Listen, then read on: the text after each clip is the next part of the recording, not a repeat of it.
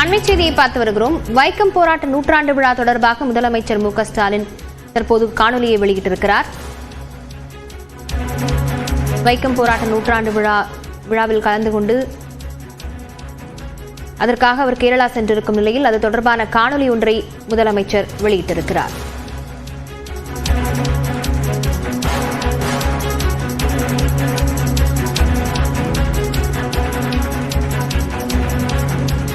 வைக்கம் போராட்ட நூற்றாண்டு விழாவில் கலந்து கொள்வதற்காக கேரளா சென்றிருக்கும் முதலமைச்சர் அது தொடர்பான காணொலி ஒன்றையும் வெளியிட்டிருக்கிறார். அண்மை செய்தியாக பார்த்து வருகிறோம்.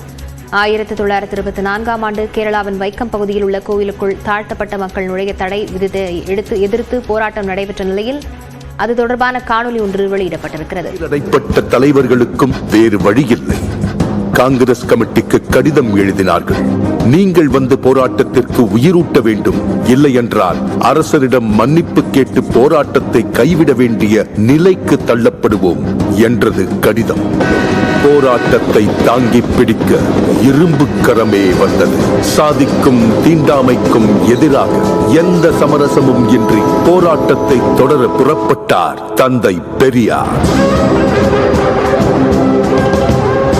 வைக்கம் போராட்டத்தை சமூக போராட்டமாக மக்களிடம் கொண்டு போய் சேர்த்தார். கோவில் தெருவில் ஆடு நடக்கலாம், மாடு நடக்கலாம், மனுஷங்க நடக்க முடியாதா என்று கேட்டார். ஊர் ஊராக சென்று பிரச்சாரம் செய்தார். பெரியாரின் ஒவ்வொரு பேச்சும் வெடிகுண்டாக வெடித்து ஆதிக்க சாதிகளை அசைக்க மக்கள் கூட்டம் ஒன்று சேர்ந்தது. கலகலத்து போனது திருவிதாங்கூர் சமஸ்தானம். பெரியார் பேசுவதற்கு நீதிமன்றம் தடை விதித்தது. தங்கள் உத்தரவுக்கு மதிப்பளிக்க முடியாமைக்கு வருந்துகிறேன் என பெரியார் பதிலடி கொடுத்தார். கைதும் செய்யப்பட்டார். 1 மாதம் சிறையில் இருந்து திரும்பிய பெரியார் மறுபடியும் வைக்கம் சென்றார். மீண்டும் பிரச்சாரம், மீண்டும் சிறை. இம்முறை 4 மாத கடுங்காவல் தண்டனை. மலையை சிறை என்ன செய்துவிட முடியும்?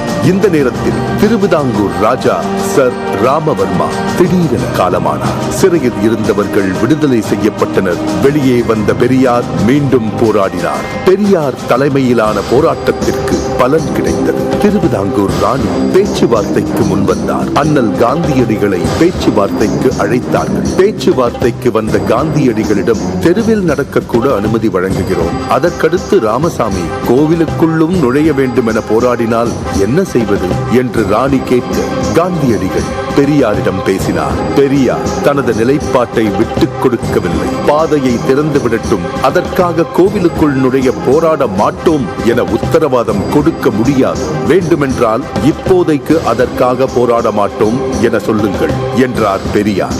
பெரியாரை தன் வழிக்கு கொண்டு வர முடியாது என காந்தியடிகளுக்கு புரிந்தது.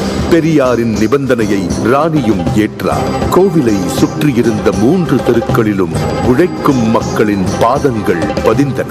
1925ஆம் ஆண்டு நவம்பர் மாதம் போராட்டம் வெற்றி கண்டது.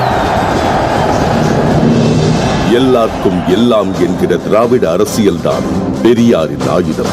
அதை அவர் முதலாக சுழற்றி வீசிய இடம்தான் வைக்கம். வைக்கத்தில் உள்ள அந்த தெருதான் இன்று கேரள சமத்துவத்தின் முகவரியாகவும் தமிழ்நாட்டு சமூக நீதியின் அடையாளமாகவும் புதிய இந்தியாவுக்கான ஒளியாகவும் இருக்கிறது. இம்மாபெரும் போராட்டத்தின் தொடர்ச்சியாக பொது உடைமையும் சமூக நீதியும் சமத்துவமும் தழைத்தோங்கும் ஆட்சியை அளித்து வருகிறார் கேரள முதல்வர் உயர் திரு பினராயி விஜயன் அவர்கள். அனைத்து சாதியினரும் அர்ச்சகராகலாம் என சட்டம் இயற்றினார் முத்தமிழறிஞர் டாக்டர் கலைஞர் அவர்கள்.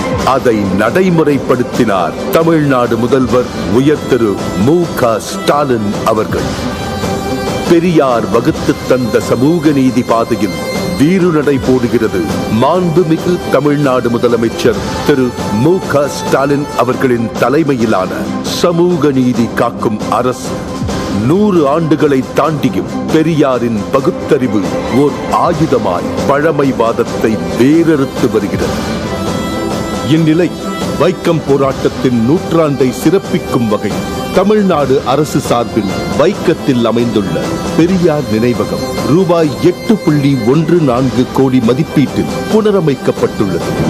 ஓர் உரிமை போராட்டத்தின் நினைவுகளை தமிழ்நாடு, கேரளா ஆகிய இரு மாநிலங்களும் இணைந்து கொண்டாடுவது சமூக நீதி பயணத்தின் முத்தான தருணம்.